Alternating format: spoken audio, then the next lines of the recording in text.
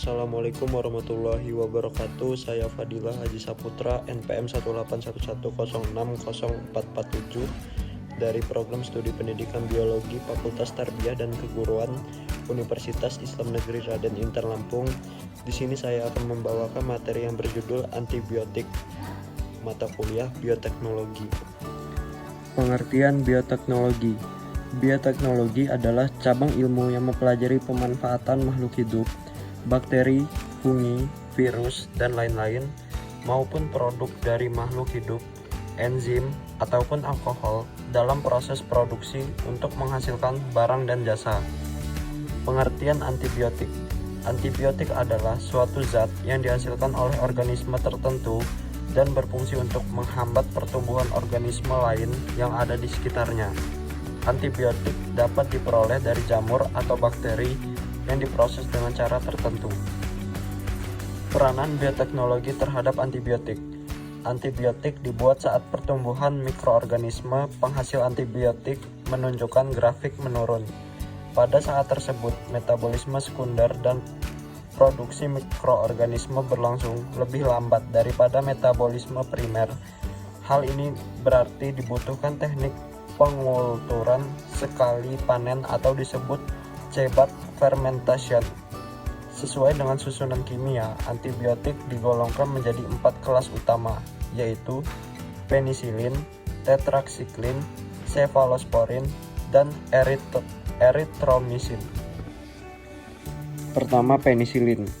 Dihasilkan oleh jamur Penicillium notasum, telah ditemukan oleh Alexander Fleming pada tahun 1929.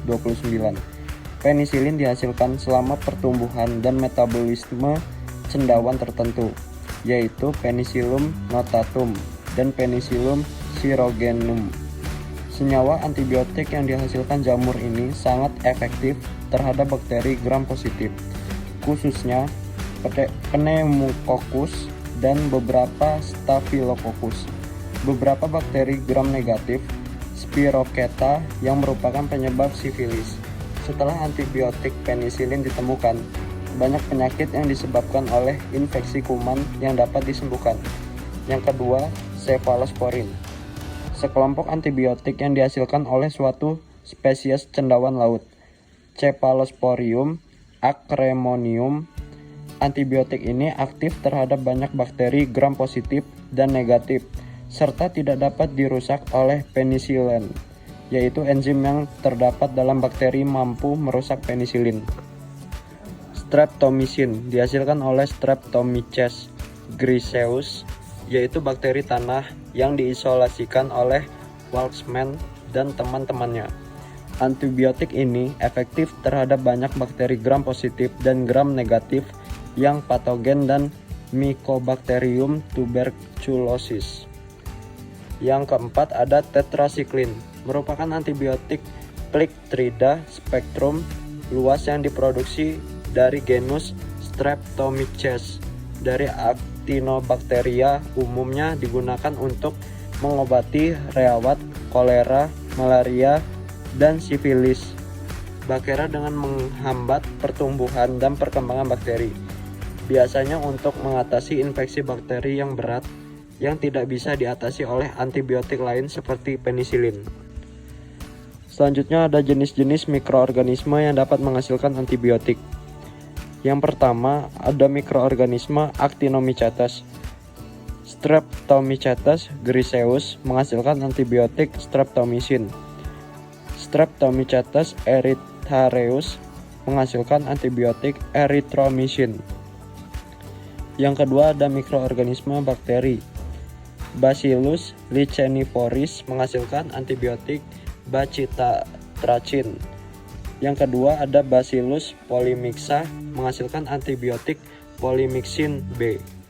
Yang ketiga ada mikroorganisme jamur. Aspergillus antibiotik menghasilkan fumigillin. Penicillium notatum menghasilkan antibiotik penisilin.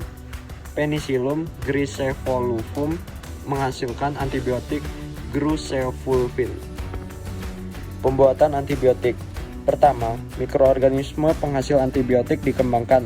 Yang kedua, mikroorganisme dipindahkan ke dalam bejana fermentasi yang merupakan tangki besar. Di tempat ini, mikroorganisme dipacu dengan lingkungan yang cocok agar berkembang biak secara cepat. Yang ketiga, dari cairan biakan itu, antibiotik diekstraksikan dan dimurnikan. Selanjutnya diuji dengan urutan sebagai berikut. Pertama, zat diuji dalam tabung reaksi. Apakah dapat mematikan kuman atau tidak? Yang kedua, kemudian zat diujikan pada hewan percobaan, termaksud diteliti efek sampingnya.